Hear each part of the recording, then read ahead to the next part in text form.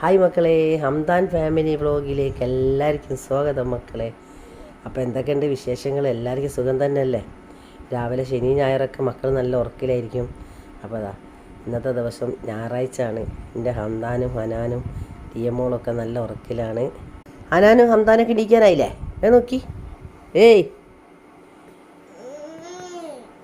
എന്താ നല്ല ഉറക്കിലാണ്. എണീക്ക്, എൻ്റെ ചാനൽ ഓപ്പൺ ആക്കുകയാണ് ഞാൻ ഇന്ന്.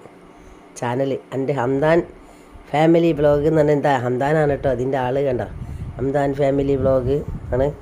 താഴത്തെ ഒരാൾ കിടക്കുന്നുണ്ട്, താഴത്തെ കിടക്കിട്ടിട്ട് ഒരാൾ കിടക്കുന്നുണ്ട്. അപ്പം അങ്ങനെയൊക്കെയാണ് മക്കളെ.